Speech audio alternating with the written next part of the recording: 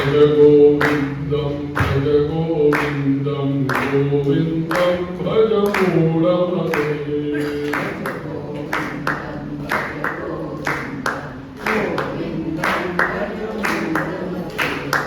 भज गोविंदम भज गोविंदम गोविंदम भज मूढमते गोविंदम भज गोविंदम गोविंदम भज मूढमते भज गोविंदम भज गोविंदम गोविंदम भज मूढमते भज गोविंदम भज गोविंदम गोविंदम भज मूढमते गोविंदम भज मूढमते गोविंदम भज मूढमते। गोविंद भगवान की जय, पुरुषोत्तम भगवान की। म्हणून माणसाला अंतकाळी सुद्धा वृद्धपण प्राप्त झाल्यानंतर, वृद्धत्व प्राप्त झाल्यानंतर मी हे सगळं मिळवलंय, कष्ट करून मिळवलेलं आहे, परंतु हे सगळं मिळवलेलं जे काही आहे ते मला एका क्षणी एका वेळेला सगळं इथेच टाकून मला जावं लागणार आहे। ही जी चिंता त्याच्या मनामध्ये येते, त्या चिंतेमुळे, त्या चिंतेने आणि दुःखानं त्याचं जीवन वृद्धापकाळी सुद्धा ग्रस्त होऊन जातं। आणि म्हणून अनेक प्रकारची या चिंतेमुळे दुःखाने ग्रस्त होतं आणि मनुष्याने याचा विचार केला पाहिजे। म्हणूनच भगवान म्हणतात जन्म मृत्यू जरा व्याधी दुःख दोषानुदर्शनम।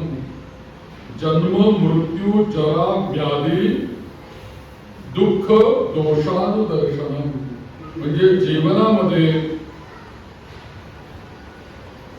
आपल्या जीवनामध्ये जन्म मृत्यू जरा व्याधी या सर्वांच्या मध्ये जे अनेक प्रकारचे दुःख आहेत आणि दोष आहेत, याच्याकडे दुःख दोषानुदर्शन, याच्याकडे आपण विचाराने पाहिलं पाहिजे।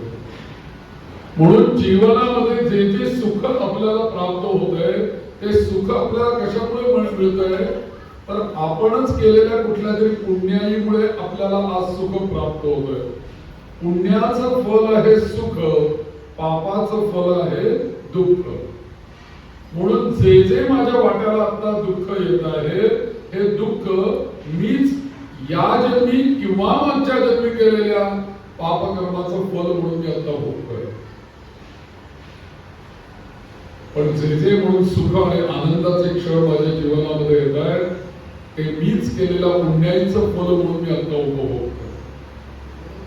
म्हणून संत नेहमी सांगतात आम्ही आधी दुःख भोगतो, कारण दुःखानंतर काय येणार आहे, पण जे आता सुखात आहेत त्याच्यानंतर काय येणार आहे। म्हणून आधी दुःख आणि सुखस्य दुःखस्य नकोपि दाता परोदनाति कुबुद्धिरेषः। तुझ्यामुळे दुसऱ्यामुळे काहीतरी मला कोणीतरी कोणामुळे तरी दुःख प्राप्त होत आहे, हे मात्र समज चुकीचं आहे। स्वकर्म सूत्रे ग्रथितो हि लोकः। मीच माझ्या कर्माने बांधले गेलेलो असल्यामुळे माझंच कर्म मला सुख किंवा दुःख देत आहे, दुसरा कोणी मला दुःख देत नाही आणि दुसरा कोणी मला सुख पण देत नाही। म्हणून भज गोविंदम म्हणताना दुःख में सुमिरन सब करे सुख में करे न कोई। यदि सुख में सुमिरन करे तो दुःख काहे का होय। म्हणजे काय अर्थ झाला, दुःख आल्यानंतर सगळ्यांनाच देव आठवणार आहे। दुःख आल्यानंतर सगळ्यांना देव देव देव देव देव मग नवस अभिषेक अंगारा शांती पुष्टी सगळं सुरू होतं की दुःख जावं म्हणून। पण इथे कबीर असं म्हणतात जेव्हा तुझ्या जीवनामध्ये सुख आहे तेव्हा जर का तू हे सगळं परमेश्वराला सोडला गेलास, त्याच वेळेला जर का तू भज गोविंद म्हटलंस, तर तुझ्या जीवनामध्ये दुःख काय येणार? दुःख झाल्यानंतरच त्याची आठवण केली पाहिजे असं काय?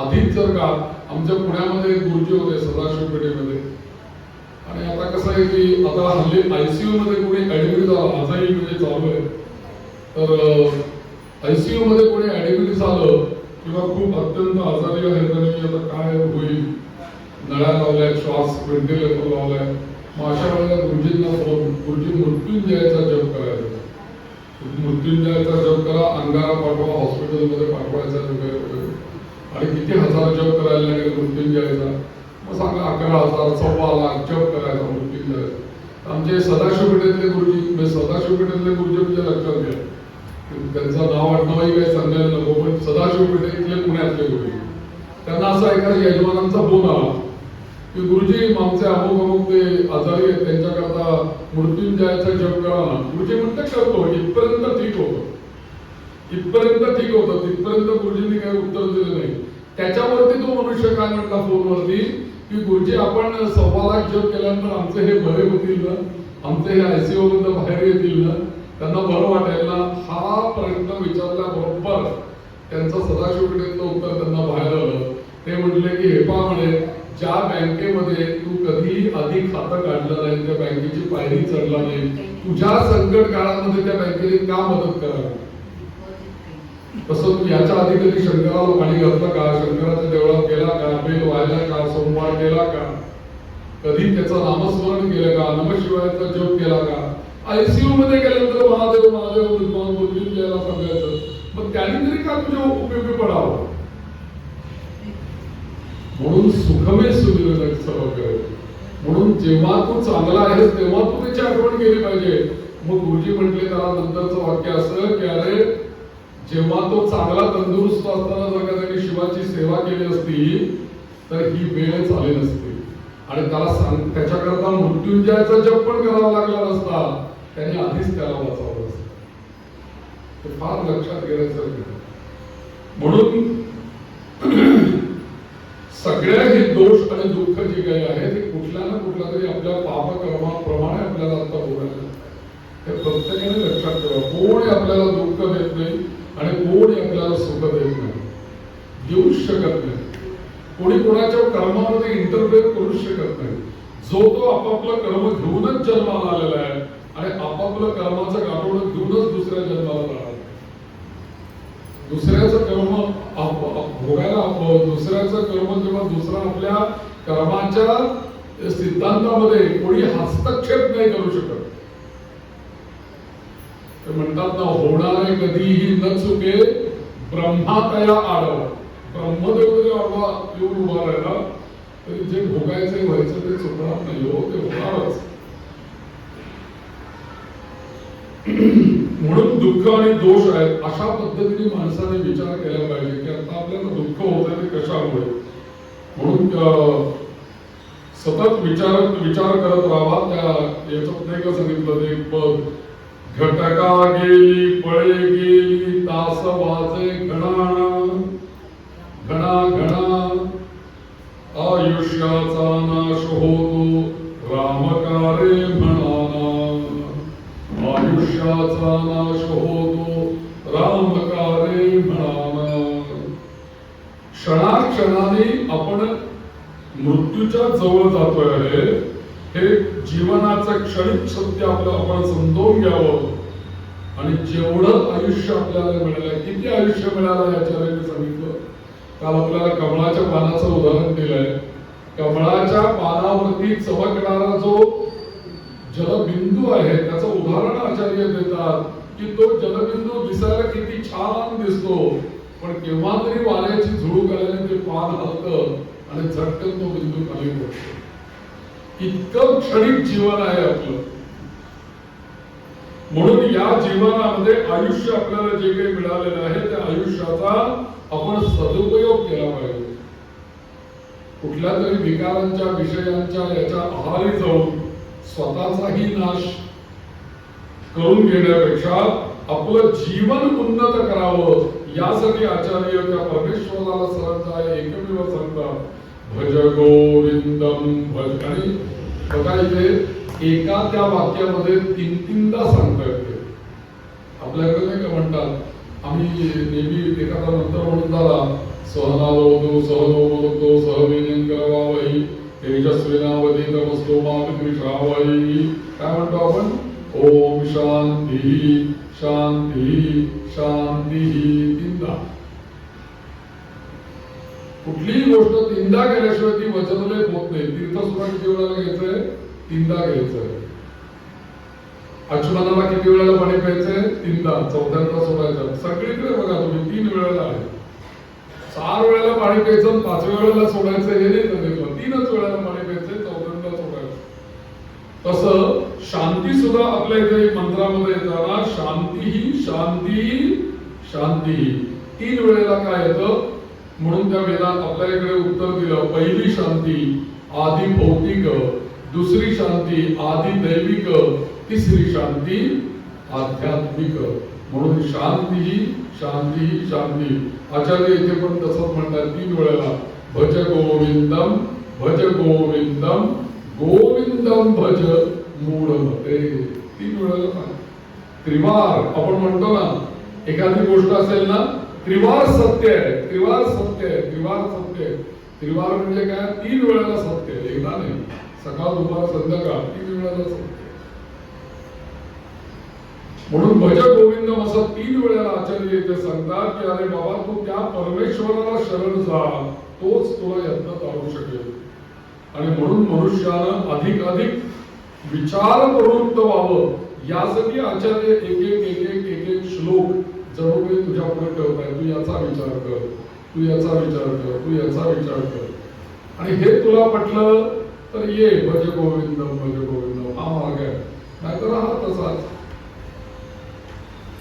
कल्पना करा की सकाळी पहाटे स्नानाला निघालेल्या आद्य शंकराचार्यांना आचार्यांना डुकरून करणे हा शब्द घोकताना तो पंडित त्याचा आवाज येतोय आणि त्याला उपदेश करण्याकरता आचार्यांच्या मुखातून हे स्तोत्र बाहेर पडतं.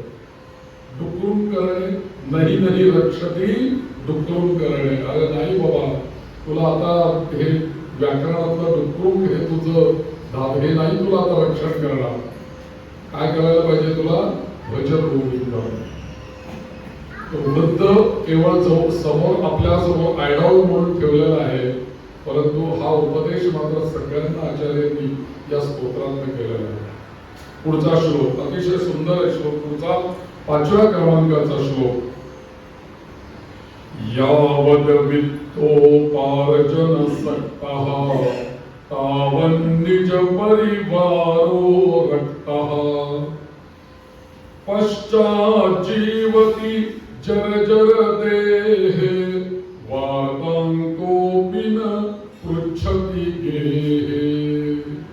यावद वित्तोपार्जन सक्तः तावन्निज परिवारो रक्तः पश्चात् जीवति जर्जर देहे वार्तांकोऽपि न पृच्छति गेहे. भज गोविंदम भज गोविंदम गोविंदम भज मूढमते. भज गोविंदम भज गोविंदम गोविंदम भज मूढमते. प्राप्ते सन्निहिते मरणे नहि नहि रक्षति डुकरुं करणे. भज गोविंदम भज गोविंदम गोविंदम भज मूढमते. अतिशय सुंदर श्लोक आहे. 5वा श्लोक. यावत वित्तोपार्जन सक्तः. सरळ अर्थ असा आहे की हे मूढ मानवा, अरे एक विचार कर, जोपर्यंत तुझ्याजवळ धनार्जन करण्याची क्षमता आहे, पैसे मिळवू शकतोयस तू तिथपर्यंत, किंवा मिळवलेल्या पैशाचा धनाचा संग्रह करण्याचं तुझ्याकडे सामर्थ्य आहे, तिथपर्यंतच तुझा परिवार तुझ्यावरती प्रेम करणार आहे. लक्षात ठेव. ज्या दिवशी हे थांबेल त्या दिवशी ते तुझ्यावरचं प्रेमही कमी होणार आहे. लक्षात ठेव. म्हणून ते सांगतायत यावत वित्तोपार्जन सक्तः. वित्त म्हणजे धन, उपार्जन सक्तः मिळवण्याची तुझी क्षमता जिथपर्यंत आहे ना तिथपर्यंत सगळं जण वा वा वा वा छान छान सगळं म्हणतील.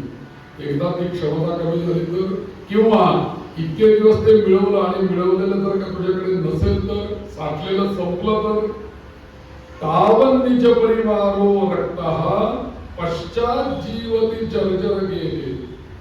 आणि तो परिवारही तुझ्यावर प्रेम करतो, परंतु जसं तुझ्या या सगळ्या क्षमता कमी होतात, म्हणजे धन मिळवण्याची शक्ती कमी झाली, मिळवलेलं धन संपलं, या दोन्ही गोष्टी घडल्या आणि तुझा देहही जर्जर झाला. आचार्य म्हणतात पश्चात जीवती जर्जर देही, जर्जर झाला.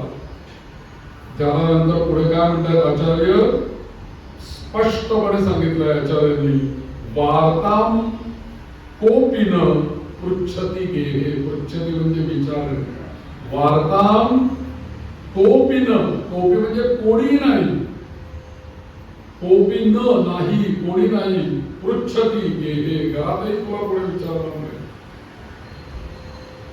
कोणी विचारत नाही. थोडक्यात आपल्या संपूर्ण जीवनाचं सार या श्लोकामध्ये आचार्य जोडके आपल्याला समोर ठेवतात की यथा योग्य माणसाचं जीवन कसं आहे याचं वर्णन आचार्य करतात 2000 सालापूर्वी. आत्ताच नाही हे स्तोत्र, 2500 वर्ष तर झाली शंकराचार्य. म्हणजे प्रत्येक मनुष्य हा स्वभावाला, प्रत्येकाला महत्वाकांक्षा असते, आपण सतत पुढे जावं असं प्रत्येकाला वाटत असतं. लहानपणापासून कॉम्पिटिशन ही आहेच, जन्माला आल्यानंतर कॉम्पिटिशन, मरेपर्यंत कॉम्पिटिशन. माझ्या पुढे पुढे गेला की बघतो त्याच्या पुढे मी कसा जाईल हाच सतत विचार. आणि मग महत्वाकांक्षी आहे, सतत पुढे जावं असं त्याला वाटतं. शरीरामध्ये शक्ती आहे तोपर्यंत पैसा मिळवावा, ऐश्वर्य मिळवावं अशी त्याची जिद्द असते. जिथपर्यंत मी करू शकतोय, जिथपर्यंत मी मिळवू शकतो मिळवायचं अशी त्याची जिद्द असते, उत्साह असतो. आणि या उत्साहामुळे आपल्या कुवतीप्रमाणे तो आयुष्यामध्ये स्थावर, जंगम, संपत्ती, ऐश्वर्य सगळं काही सत्ता मिळवतो, भोग प्राप्त करतो, सन्मान प्राप्त करतो आणि आपल्या अवतीभोवती माणसं पण 4 गोळा करतो. हे सगळं गोळा झालं की माणसंही गोळा होतात, सगळे गोळा करतो, परिवार निर्माण करतो. आमच्याकडे ते पूजेला बसल्यानंतर सांगतात ना, अस्माकं सकल कुटुंबानां, लगेच शब्द येतो सपरिवाराणां. आले सगळे. पण नुसते परिवारात माणसं नाही, द्विपद चतुष्पद सहितानां, हा पण आपला परिवारच आहे. 2 पायाचे प्राणी, 4 पायाचे प्राणी, कोणी घरात असतील, मांजर असेल, कुत्रा असेल, गाय असेल, सगळे आले त्याचे. आपला परिवार आहे तो. या परिवारामध्ये स्वतःच्या कुटुंबामधली मग सगळ्यात महत्वाचं काय, अस्माकं सकुटुंबानां, माझी पत्नी पहिलं कुटुंब, मी, माझी पत्नी, माझी मुलं, मग माझे नातेवाईक, मग माझे सगळे सोयरे, मग आप्त बंधू बांधव, मित्र, असे सर्वजण आपला परिवार मोठा असतो. आता या सगळ्या नात्यांमध्ये काही नाते रक्ताची असतात आणि काही नाते जे असतात ती मनाने बांधलेली असतात. परंतु अशी जरी असलं तरी माणूस जेव्हा या सगळ्यामध्ये जेव्हा असतो तेव्हा माणसाचं होतं काय की हे जे सगळं काही परिवार आहे हा सगळा माझं म्हणून त्याला त्याच्या मनाने घट्ट पकडून ठेवलेला असतं. हे सगळं माझं आहे, हा परिवार माझा आहे, लोक माझे आहेत, सगळं माझं आहे. आणि या सगळ्यामध्ये ममत्व निर्माण होतं. प्रेम, स्नेह, आसक्ती ह्या सगळ्या गोष्टी या परिवारामध्ये निर्माण होऊन काय होतं, एक प्रकारची बद्धता स्वतःला तो निर्माण करून घेतो, तो अडकून राहतो ना त्याच्यामध्ये.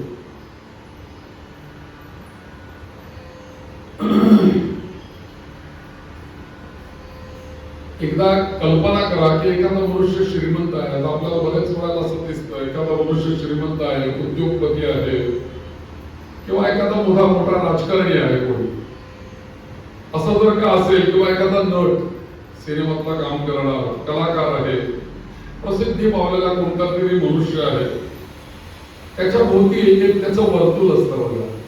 एखादा कोणी असा प्रतिष्ठित मनुष्य एकटा येत नाही, त्याच्या गाडीतून तो उतरायच्या आधी बाकीचे माणसं होतात. त्याच्या घरात तुम्ही गेलात तर हातामध्ये रुमाल द्यायला एक जण, पापूट द्यायला एक जण, अमुक करायला एक जण, समोर उभे राहिलेले असे बरेच लोक असे असतात परिवार.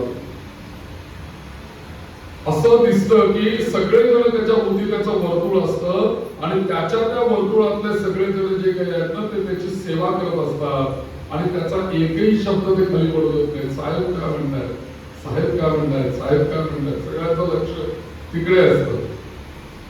अनेक प्रकारच्या कर्मामधून, बोलण्यामधून, हावभावांच्या मधून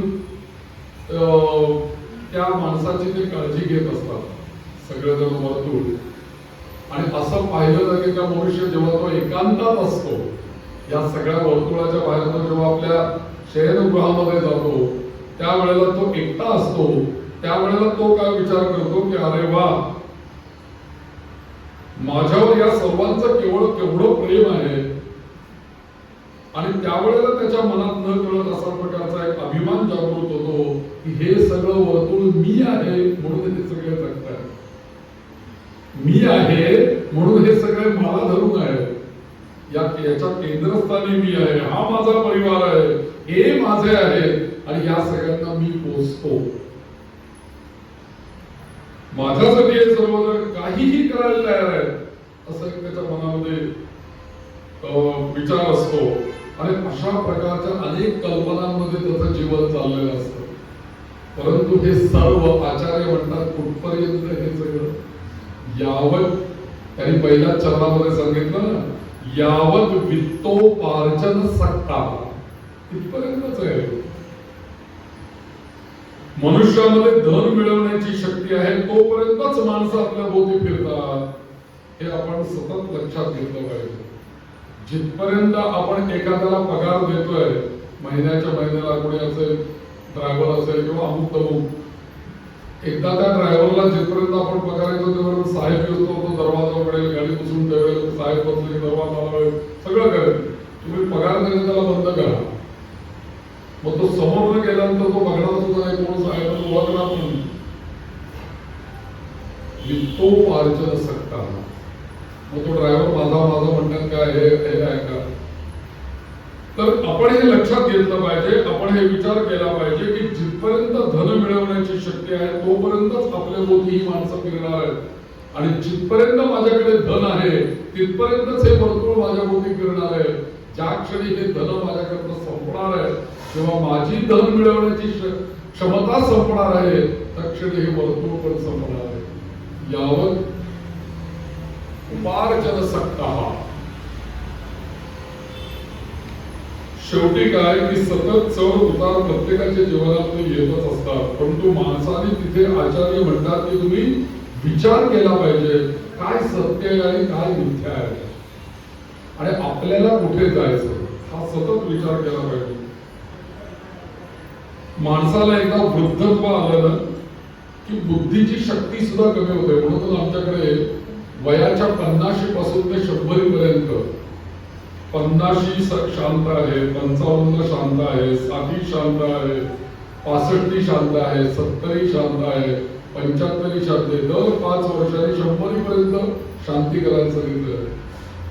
मला असं वाटतं की या सगळ्या शांतीचे सोहळे जे काही धर्मशास्त्राने करायला सांगितले ती शांत, बाकी धार्मिक आशीर्वाद वगैरे हा त्यातला भाग आहेच आहे. परंतु मी आता जीवनाच्या उत्तरार्धामध्ये प्रवेश केलेला आहे याची जाणीव होण्याकरता 50 शांत आहे. मी आता तो राहिलेलो नाहीये, मी आता वृद्धत्वाकडे चाललेलो आहे, वेगाने चाललेलो आहे याची जाणीव. आणि म्हणून तो परिवारामध्ये ती शांत करायची आहे. याच्या मागे तो हेतू पण आहे की आता मला इथून पुढचं जीवन कसं असलं पाहिजे याचा बोध व्हावा मला पण आणि परिवाराला पण. याच्याकरताच त्याला शांती करायला सांगितलं आहे. आणि म्हणून तारुण्यावस्थेमध्ये आपल्याला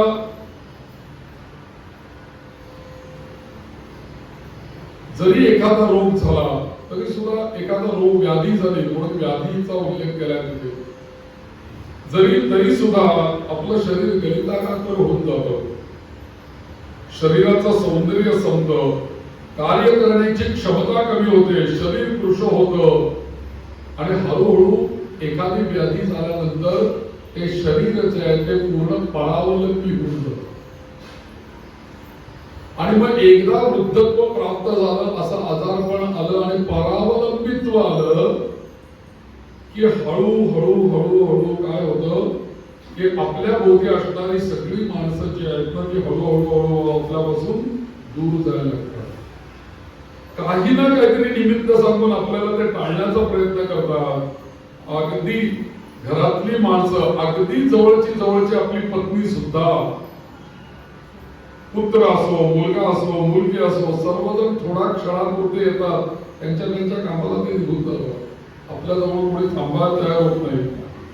4 दिवस आपल्या बरोबर राहतील फार तर सर्वजण आपापल्या कामाने निघून जातात. अशा प्रकारे सर्व माणसं आता निरुपयोगी म्हणून याचा त्याग करतात आणि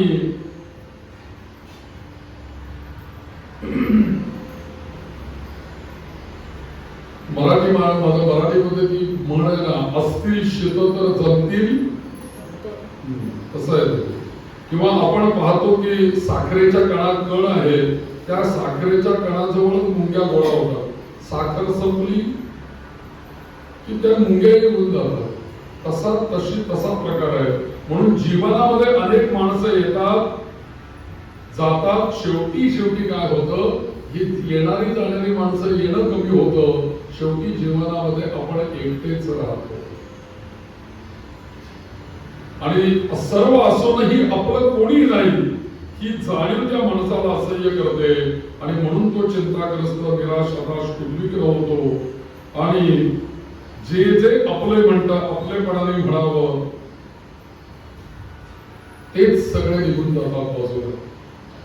म्हणून ही वृद्धावस्था सुद्धा प्राप्त झाल्यानंतर ती काही सुखदायक नाही, दुःखदायकच आहे. दुःखदायक आहे.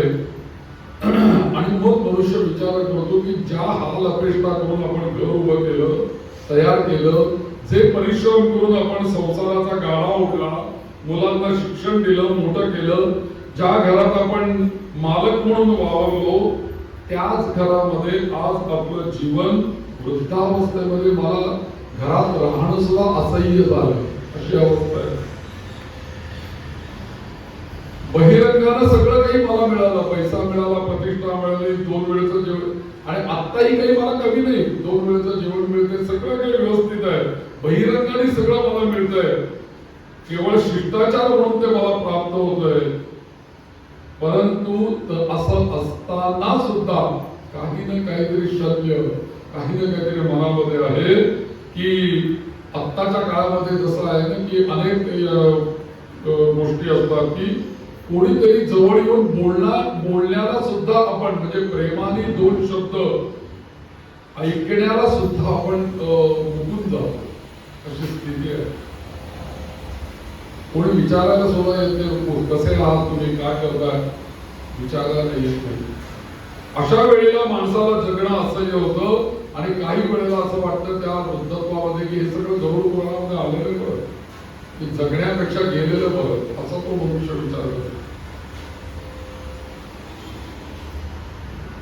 म्हणून आपलं जीवन शेवटी आचार्य म्हणतात की कसं आहे की जीवन हे नाटकाप्रमाणे आहे असं समजावं. प्रत्येक अनेक पात्र जशी नाटकामध्ये असतात, आपापला प्रसंग आला की तो मेकअप करून येतात, आपलं पात्र घोषवतात, आपलं पात्र झालं की आपल्या जगातून निघून जातात. आपली भूमिका चोख बजावत भूमिका संपली की ते पात्र जे आहे ते स्टेजवरून निघून जातं. तसं जीवन हे जे आहे ती सगळी रंगभूमी आहे आणि या रंगभूमी मध्ये अखंडपणे हे नाटक आणि व्यवहार सर्व प्रसंग चाललेले आहेत. सर्व हे एकत्र आलेले आहेत. त्यांचा रोल संपला की ते त्यांच्या स्टेजवर निघून जातात. हे सतत माणसांनी ओळखावं म्हणून आचार्य इथे उपदेश देतात की बाबा रे, तू हे सगळा विचार कर, या श्लोकाचा विचार कर आणि म्हणूनच तू भज गोविंदम गोविंदम भज पुढमध्ये. हे सगळ्याचा विचार तू करताना तुला एकच शाश्वत दिसेल की गोविंदाशिवाय कुठलाही परलोक आहे, त्याला धरतो शाश्वत आहे. याचं कारण का, आमच्याकडे गोशाळेवरती ज्या गाया आहेत त्याच्यामध्ये दोन तीन गायी अशा आहेत की त्या एकदम उधळतात. कोणी जवळ गेलं तरी मारायला येतील अंगावर, किंवा जरा जरी दोरी सुटली तरी उड्या मार पळ इकडे तिकडे धावपळ अवघड, म्हणजे चंचल आहेत भयंकर. त्या अशा एका ठिकाणी स्थिर उभा राहत नाही. पण जर का ती गाय जी आहे ना, त्या गायीची दोरी आपण पकडली आणि तिथे गायीला बांधायच्या खुंट्या आहेत, त्याला जर का ती नुसती आपण बांधून ठेवली तिथे, तर बांधल्याबरोबर त्या खुंटीला ती दोरी बांधली की लगेच ही पळणारी धावपळणारी जी गाय आहे ती एकदम स्वस्त उभे राहते. मग इकडे तिकडे उभे, पण जरा दोरी सोडली की ती उड्या मारावी. त्याच्यामध्ये कसं आहे, गाय चंचल आहे पण खुंटी स्थिर आहे. गाय चंचल आहे, खुंटी स्थिर आहे. जसं खुंटीला गाय जर का बांधली आपण, तर ती मग ती दोरी मोठी केलेली आहे तिला तिथपासून, त्यामुळे ती दोरी जेवढी लांब आहे तेवढीच ती उधळू शकते, पळू शकते. पण दोरीच्या मर्यादेच्या पलीकडे ती जात नाही. जेवढी दोरी ओढली जाईल तेवढेच ती आहे. परत तिच्या लक्षात येतं की बाबा नाही, याच्यापेक्षा आपण पुढे जाऊ शकत नाही. 2-4 वेळा ती प्रयत्न करते, पुन्हा तिथेच होतो. तिला कळतं आता याच्यापेक्षा आपल्याला लांब जाता येणार नाही, आणि मग हळूहळू ती आपोआप शांतपणे उभी राहते. मग तिचं दूध दूध काढताय. तसं आपलं हे जे मन आहे, हे मन कसं आहे, या गायीसारखं चंचल आहे. ते उधळत आहे सतत, इकडे तिकडे तिकडे इकडे तिकडे. मोकळा आहे ना, त्याला बांधलेलं नाही त्याला, त्यामुळे ते कुठेही फिरतात. पण जर का आपण स्थिर असलेल्या गोविंद नावाच्या खुंटीला जर का हे चंचल गायीच्या रूपाने असलेलं मन जर का बांधून ठेवलं, तर हे जे चंचलता आहे ना, ती सगळी कमी होईल. आणि म्हणून मग एकदा ती खुंटी अडकवली, भज गोविंदम भज गोविंदम.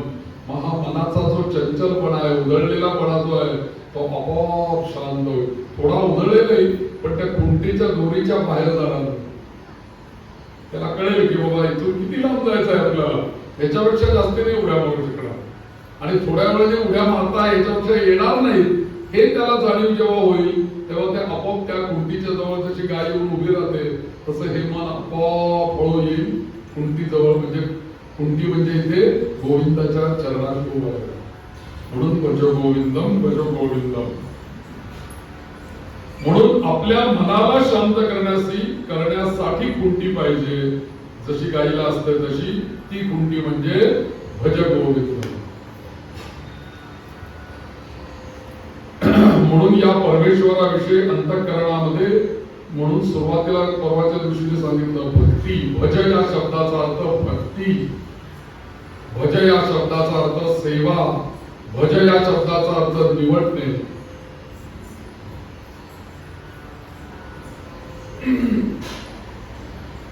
हा शुद्ध भाव निर्माण झाला की आपोआप आपलं मन शांत होतं. जेव्हा आपण भक्तीमध्ये रममाण होतो, मग ती श्रवण भक्ती असेल, कीर्तन भक्ती असेल, अर्चन भक्ती असेल, कोणत्याही भक्तीमध्ये आपल्या मनाला आपण गुंतवलं, रममाण झालं ते मन, की आपोआप त्याचा भाव शुद्ध होतो आणि ते आचार्य देवाच्या चरणाशी ते लीन होतं.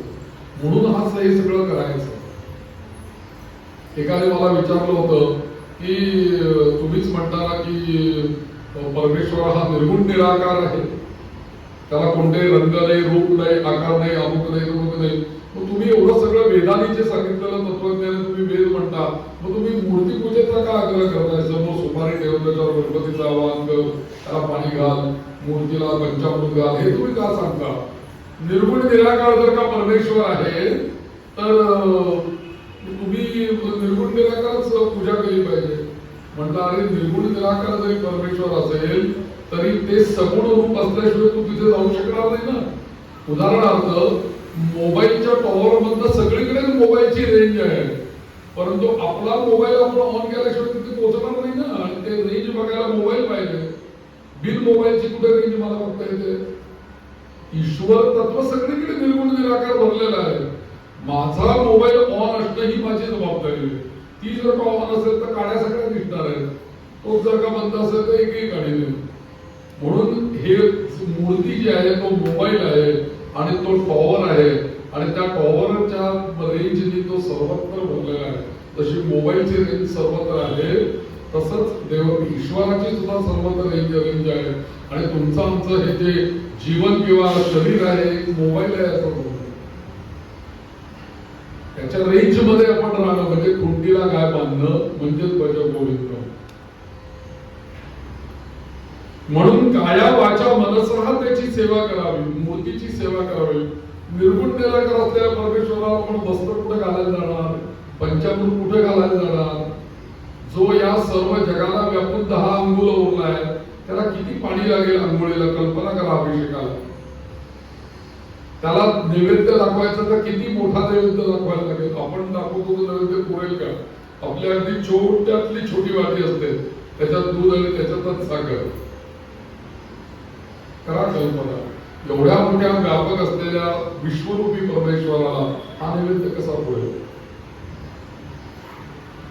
म्हणून अशा प्रकारे आपलं जीवन एखाद्या परमेश्वराच्या ठिकाणी सेवा करावी. आणि ही सेवा करत असताना आपलं जे जीवन आहे बहिरंगाने व्यावहारिक जीवन एखाद्या नाटकाप्रमाणे त्याच्यात सगळ्या आपल्या भूमिका बजावाव्या, सोडायचं नाही. आपली भूमिका आली की ती व्यवस्थितच रंगमंचावरती केली पाहिजे. ती कर्तव्य व्यवस्थित पार पडावी आणि एकटं जगण्याची मनाची तयारी करावी आणि ईश्वराच्या स्मरणामध्ये तल्लीन तन्मय तद्रूप राहावं. आणि मग जर का अशी अवस्था आपण जर का प्राप्त करून घेतली आपल्याला हा सगळा विचार करून, तर आचार्य म्हणतात अरे साक्षात मृत्यू जरी तुझ्या जवळ आला, समोर येऊन उभा राहिला, तरी सुद्धा तू त्याला घाबरणार नाहीस. तर त्या मृत्यूला सुद्धा तू आनंदाने समोर सावरला जाशील. जर का असं जीवन तू जगला असतं, अशी मानसिकता आणि अशी शक्ती आणि सामर्थ्य जर का तुला पाहिजे असेल तर एकच तुला करावं लागेल, भज गोविंदम भज गोविंदम गोविंदम भज मूढमते.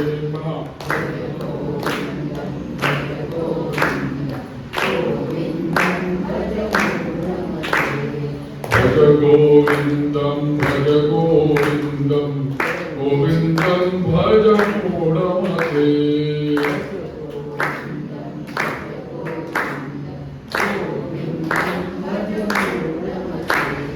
गोविंदम भज मूढमते. गोपाल कृष्ण भगवान की जय. म्हणून आचार्य आपल्याला इथं सांगतायत, अगदी कळकळून सांगतायत, आदेश देऊन सांगतायत, योग्य आपल्याला मार्ग दाखवतायत. या सगळ्याचा विचार केल्यानंतर आचार्यांना एकच उपाय सापडतोय, तू एकच जीवाने केलं पाहिजे, भज गोविंदम. आपल्याला उपाय सांगितला, हे सगळं होणारच आहे आपल्या जीवनावर, त्यातलं काही आपण टाळू शकणार नाही, टळणार नाहीये. पण मी तुला तुझ्या कल्याणाचा मार्ग सांगतो, भज गोविंदम हा तुझ्या कल्याणाचा मार्ग. 6व्या श्लोकामध्ये आचार्य सांगतात बघा, यावत पवनो निवसती देहे. पवन म्हणजे वारा. यावत पवनो निवसती देहे, देहामध्ये श्वासोच्छ्वास चालू आहे ना आपल्या. यावत पवनो निवसती देहे तावत पृच्छति कुशलं गेहे.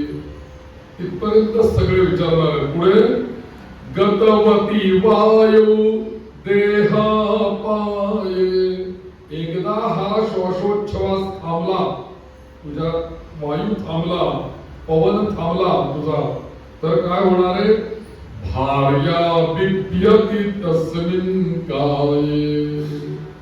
अरे तुझ्या या शरीरामध्ये श्वास आणि उच्छ्वास हा जो वायू आहे, हा प्राण तुझ्या शरीरामध्ये जिथपर्यंत कार्यरत आहे तिथपर्यंतच तुला तुझ्या घरातले आणि तुझी पत्नी विचारणार आहे, हे कायम लक्षात ठेव. पण ज्या क्षणी तुझ्या शरीरातला हा प्राणवायू हा थांबणार आहे, त्या क्षणी जिला तू माझी माझी म्हणून जी पत्नी म्हणतोयस, ती पत्नी सुद्धा तुझ्या या प्राणवायू थांबलेल्या शरीराला पाहून तस्मात् भार्या बिभ्यति तस्मिन् काये. काय म्हणजे शरीर, भार्या म्हणजे पत्नी, बिभ्यती म्हणजे घाबरेल. तुझी पत्नी सुद्धा तुझ्या या श्वास थांबलेल्या शरीराला पाहून घाबरेल. म्हणून यावत पवनो निवसती देहे, म्हणून जिथपर्यंत श्वास म्हणजे पवन म्हणजे वायू चालू आहे आपल्या शरीरामध्ये, प्राण अपान जिथपर्यंत चालू आहे, श्वासोच्छवास चालू आहे, तिथपर्यंतच आपल्याला सगळे काय काका बरंय का तिथपर्यंत सगळे चौकशी होणार आहे. ज्या क्षणी हे सगळं थांबणार आहे हा वायू, त्या क्षणी आपल्यालाच सगळेजण घाबरायला लागते. अगदी पत्नी सुद्धा बिभ्यती, भार्या बिभ्यती तस्मिन काय, त्याच शरीराला तुझीच पत्नी पाहून घाबरेल जेव्हा तुझा वायू थांबेल त्या क्षणी. म्हणून या मागच्या श्लोकाचा विचार करा, आता आपण ऐकलेला त्या श्लोकाला धरून 6वा श्लोक आचार्यांनी कसा ठेवला बघा. मागच्या श्लोकामध्ये आपण पाहिलं की माणूस आपल्या भोवती एक परिवार गोटाळा निर्माण करतोय आणि जन्माला येताना माणूस एकटा जन्माला येतो आणि एकाचे दोन, हळूहळू हळू संसार वर्धन होतो, परिवार मोठा मोठा होत जातो आणि मग शेवटी आचार्य त्या 6व्या श्लोकामध्ये आपल्याला सांगतायत की अरे जोपर्यंत शरीरामध्ये प्राण आहे, शरीराचं चलन वलनाचे व्यवहार चालू आहे, तोपर्यंतच तुला तुझ्या घरातली, कुटुंबातली, परिवारातली माणसं तुझं क्षेम कुशल विचारताना तुला दिसतील किंवा ते क्षेम कुशल विचारत राहतील, विचारपूस करतील. आपण नेहमी म्हणतो ना, तुझी विचारपूस करतील, विचारपूस करत राहतील. पण जेव्हा तुझ्या शरीरातून प्राण निघून जातो, शरीर अचेतन होतं, जड होतं, निर्जीव होतं, तेव्हा मात्र कधी याची पुढची व्यवस्था करता येईल या विषयात बाकीचा परिवार निघून जातो आणि तुझी पत्नी सुद्धा तुझ्या देहाला घाबरायला लागते. म्हणून ज्या पत्नीचं आयुष्यभर आपल्या पतीवरती प्रेम केलं, पती सुद्धा पत्नीवर आसक्त होता, मात्र तेच शरीर मृत झालं की पत्नीचं ते शरीर जास्त काळ जवळ ठेवू देत नाही. दोघेही एकमेकांचं. म्हणून ते शरीर लवकरात लवकर दहन करायला घेऊन चला आणि परिवारातले लोक म्हणतात चला लवकर पोहोचून घेऊया यांना. म्हणूनच आचार्य इथे सांगतात की अरे मूढ होते, तू या सर्व मर्त्य शरीरामध्ये का आसक्त होतोयस? या मर्त्य शरीरामध्ये आसक्त होण्यापेक्षा त्या परमेश्वराला शरण जाणं, त्या गोविंदाला शरण जाणं, त्याची भक्ती करणं. भज गोविंदम भज गोविंदम. आचार्य या सगळ्या श्लोकांच्या मधून माणसाला पुन्हा पुन्हा पुन्हा पुन्हा एकच विचार देत आहेत की हे बघ, ही अशी स्थिती आहे, मग तू भज गोविंदाला भजशील की नाही? असं अशी स्थिती आहे, मग तू गोविंदाला भजशील की नाही? हा पण एक प्रश्न त्यांना निर्माण करतायत. आणि म्हणून हे सगळं ऐकल्यानंतर तू ठरव की आता तुला काय करायचं. मी दोन्ही गोष्टी तुझ्या समोर ठेवल्या. म्हणून श्लोकांच्या मधून पुन्हा पुन्हा आपल्याला सांगतायत आणि पुन्हा पुन्हा आपल्याला अंतर्मुख होऊन आचार्य विचार करायला प्रवृत्त करतायत. अरे नाही, आपण विचार केला पाहिजे. सत असत या दोन्ही गोष्टींचा, सत्य असत्य आणि सत्य मिथ्या याचा विचार केला पाहिजे. एक श्लोक असा येतो की यथा काष्ठंच काष्ठंच समे यातां महो दधौ समेत्यच व्यपेयातां तद्वत् भूत समागमः. वाल्मिकी रामायणातला हा श्लोक आहे. याचंच भाषांतर कधी माडगूळकरांनी केलेलं आहे. यथा काष्ठंच काष्ठंच समे यातां महो दधौ समेत्यच व्यपेयातां तद्वत् भूत समागमः.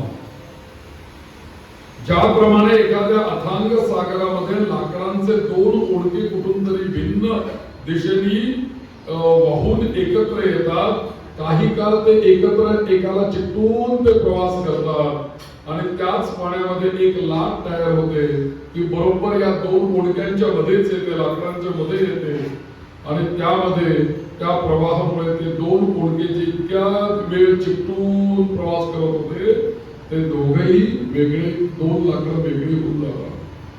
ते मुंडके दोन्ही भिन्न भिन्न दिशांना निघून जातात आणि पुन्हा त्यांची कधीही भेट होत नाही.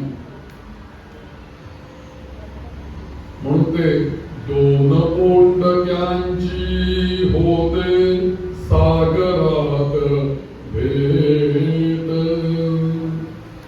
एक लाट तोडी दोघा पुन्हा नाही गाठ. हे त्याच्यावरूनच आलेलं आहे. आणि म्हणून दोन मुंडक्यांचं एकत्र येणं, सहप्रवास करणं हे जसं क्षणिक आहे तसंच या विश्वामधील प्राणी मात्रांचा समागम हा क्षणिक आणि मर्यादित आहे, हे लक्षात ठेवा.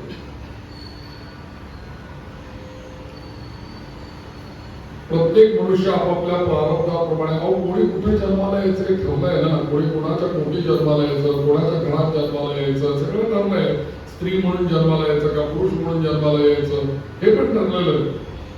लहानाचं मोठं होणं, बाल्यावस्था, तारुण्यावस्था याच्यामध्ये मनुष्य जन्माला येऊन पदार्पण करतो आणि मग एकट्याने जगण्यात त्याला उत्साह वाटत नाही म्हणून तो आपल्या जोडीदाराला शोधतो, परिवाराला शोधतो, एखाद्या व्यक्तीला त्याच्या जीवनामध्ये तो आणतो आणि मग स्त्रीला पुरुष आणि पुरुषाला स्त्री साथीदार मिळतात आणि दोघेही जण सहजीवन जगायला सुरुवात करतात आणि एकमेकांवरती अतिशय स्नेह करतात, प्रेमाने एकमेकांच्या याच्यामध्ये बद्ध होतात, शारीरिक सुखाला सर्वस्व मानतात आणि आपण एकमेकांच्या जवळ नित्य राहणार आहोत अशी त्यांची कल्पना असते. परंतु या सगळ्या कल्पना, सर्व कल्पना काळ उद्ध्वस्त करतो. आणि इथे काळ म्हणजे काय? इथे काळ म्हणजे मृत्यू. म्हणून पती आणि पत्नी यांच्यामधला एकाचा कोणाचा तरी मृत्यू होतो आणि कोणाचा मृत्यू प्रथम येईल आणि कोणाचा नंतर येईल त्या भगवंताला माहिती, पण कोणाचा तरी पहिल्यांदा होणारच. जो जातो त्याचा प्रश्न नाही, पण जो मागे राहतो त्याचं जीवन मात्र त्याला असह्य होतं. कारण जोडीदार अनेक कल्पना, अनेक विलास या जीवनामध्ये एकमेकांवर मनाने अवलंबून राहिलेलं. ज्या क्षणी माणसाचं शरीर मृत होतं, निर्जीव होतं, तेव्हा मात्र त्याच्यावर कोणीही प्रेम करत नाही, त्याच्यावर कोणी विचारपूस करत नाही, कोणी लक्ष देत नाही. असं हे प्रेम आहे. म्हणून शरीर मृत झालं की प्रेमही नाहीच होत. म्हणून पुन्हा पूर्ववत जीवन, एखादी व्यक्ती जीवनात मृत्यू पावली की उरलेली जी व्यक्ती आहे त्या दोघांमधली पुन्हा नेहमीप्रमाणे रुटीननी जीवन जगायला लागते. आणि म्हणून गीतेमध्ये भगवान म्हणतात अव्यक्तादीनि भूतानि व्यक्त मध्यानि भारत अव्यक्त निधनान्येव तत्र का परिवेदना. सर्व भूत मात्र अव्यक्तामधून, अव्यक्त अवस्थेमधून जन्माला येतात, व्यक्त होतात, शरीर धारण करतात, चलन वेलनातील व्यवहार करतात आणि असे सर्व व्यवहार करून कर्म प्रवृत्त होतात आणि नंतर जेव्हा मृत्यू येतो तेव्हा पुन्हा सर्वजण कुठे जातात? अव्यक्त अवस्थेमध्ये जातात. व्यक्तामधून आले, व्यवहार केला, कार्य केलं, पुन्हा काय झालं? अव्यक्तामध्ये गेले. आणि म्हणून जीवन म्हणजे केवळ वर्तमान काळातील व्यक्त रूपातील आलेली एक क्षणिक यात्रा आहे.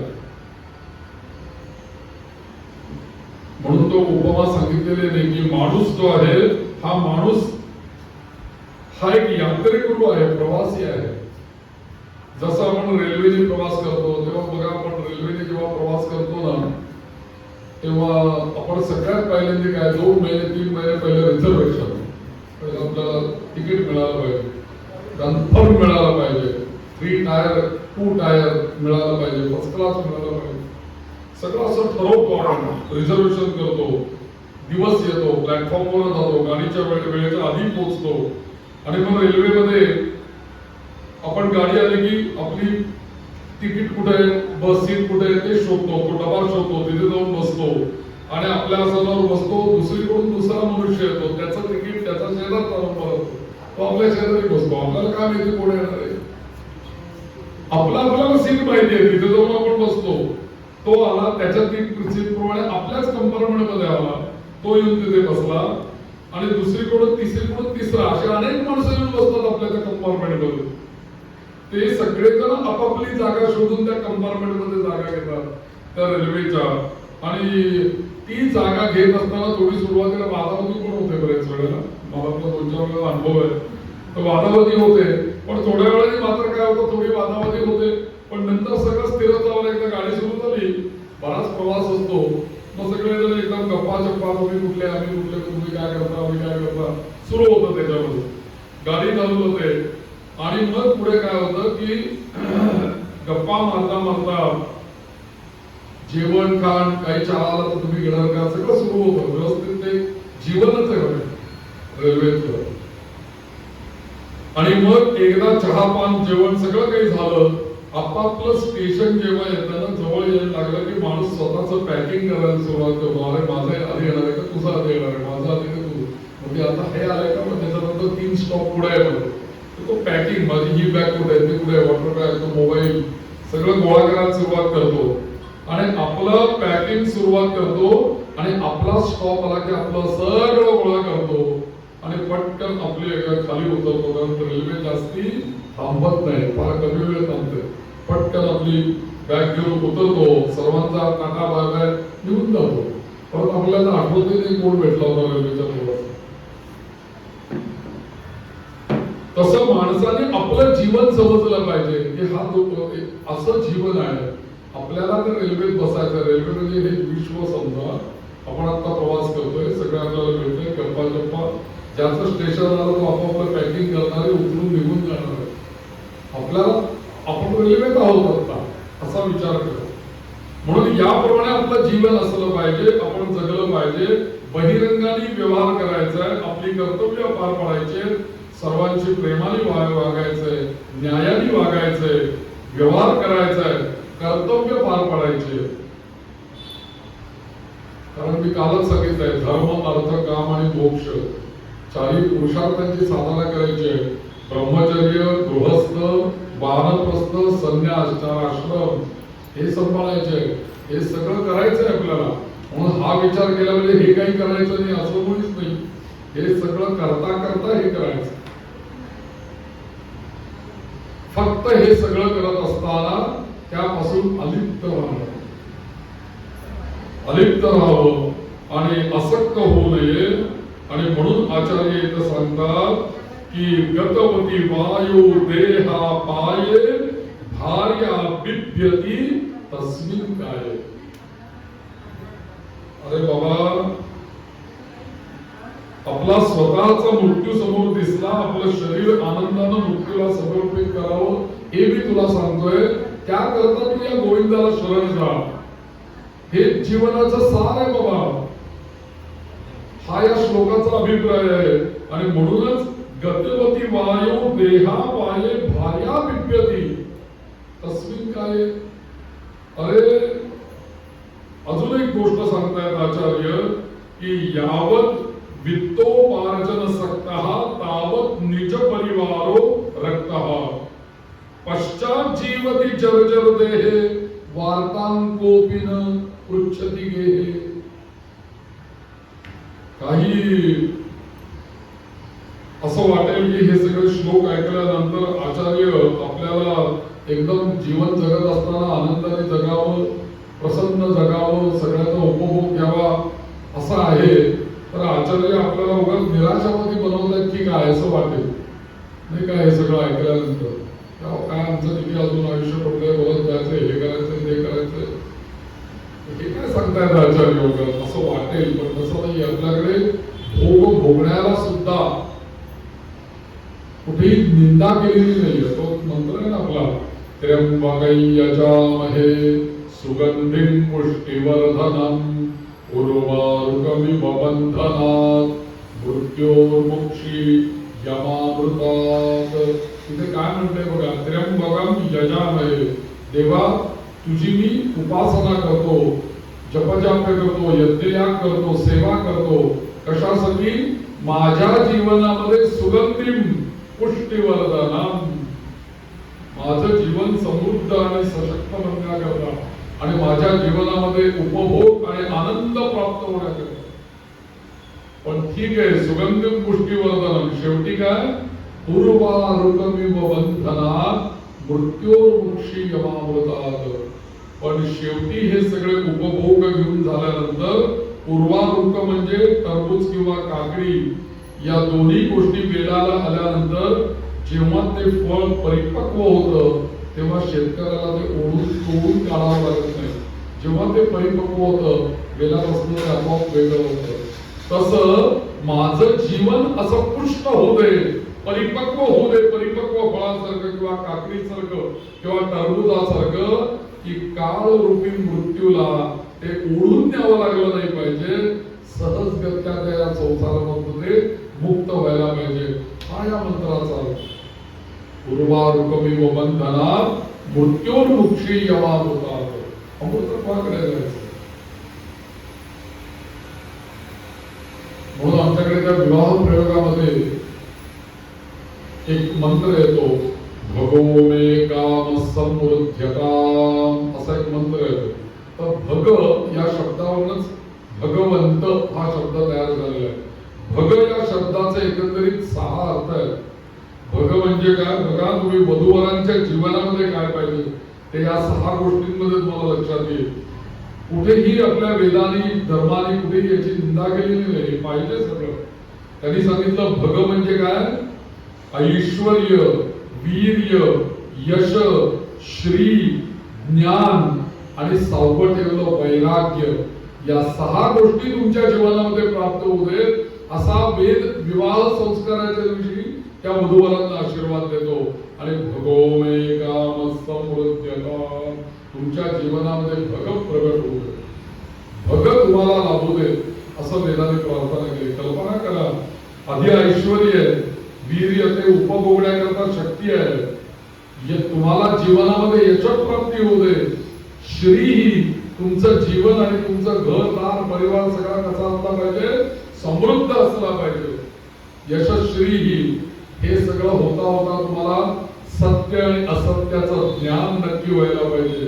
आणि अंती हे आता बरोबर काही येणार नाही हे लक्षात आल्याबरोबर तुम्हाला योग्य वेळी, अयोग्य वेळी नाही बरं, योग्य वेळी तुम्हाला या संसार करत असताना वैराग्यही प्राप्त झालं पाहिजे. हा आशीर्वाद विवाह प्रयोगामध्ये देतात. किती सूक्ष्म विचार करून ठेवला आपल्या धर्मशास्त्राची कल्पना करू. आचार्य काही उगाच ही गोष्ट सांगत नाही. सरते शेवटी तुम्हाला हा विचार करायला पाहिजे, म्हणून ते सरते शेवटीच सांगतायत ना ते.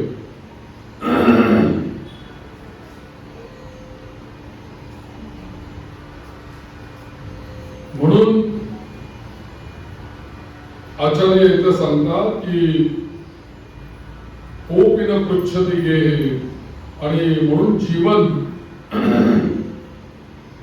जगण्याची एक शक्ती, एक प्रेरणा, एक स्फूर्ती आचार्य आपल्या याच्यात देत आहेत. आपल्याला आचार्य विवेक शिकवतात. विवेक करतो, विवेक कर. आणि विवेक म्हणजेच एका अर्थाने विचार कर, विचार देतात आचार्य आपल्याला. उलट तुमचं जीवन कसं जगावं याचं मार्गदर्शन आचार्य आपल्याला करतात. या प्रसंगाला तोंड देण्याकरता आपलं धारिष्ट्य वाढवत आहेत असं समजा. आनंदानं, शांतीनं आपलं मन भरून जाईल. आणि म्हणून शरीराचं स्वरूप, शरीराचं निकृष्टत्व, क्षणभंगुरत्व हे सगळं आचार्यांनी आपल्याला सांगितलंय. आणि कल्पना करा, त्या पशूंच्या शरीराचा सुद्धा मेल्यानंतर काही ना काहीतरी उपयोग होतो. माणसाच्या शरीराचा उपयोग नाही होतो. माणसाचं शरीर हे फक्त दहन योग्यच आहे. आणि म्हणूनच अशा नाशवंत शरीरामध्ये आसक्त होण्यापेक्षा मनुष्याने शाश्वत आनंद स्वरूप जो या देहाला चालवणारा आतमध्ये ईश्वर सर्व भूतानां हृद्देशेर जलतिष्ठतु, किंवा मराठीमध्ये जर का बोलायचं झालं तर काया ही पंढरी आत्मा हा विठ्ठल. ही काया सगळी चालवणारा जो काही आत्मा विठ्ठल बसलेला आहे आतमध्ये त्याला सोडायचं नाही. आणि या शरीराकडे आसक्त होण्यापेक्षा या शरीराच्या आतमध्ये बसलेला, आपण गणपतीला पण म्हणतो ना साक्षात आत्मासी नित्यम, तो अनित्य नाहीये, तो नित्य आहे शरीराचा आत्मा. म्हणून साक्षात आत्मासी नित्यम, त्या शाश्वत आनंद स्वरूप परमेश्वरावरच आपण प्रेम केलं पाहिजे. आणि म्हणूनच आचार्य तो उपदेश देतात, भज गोविंदम भज गोविंदम भज मूढमते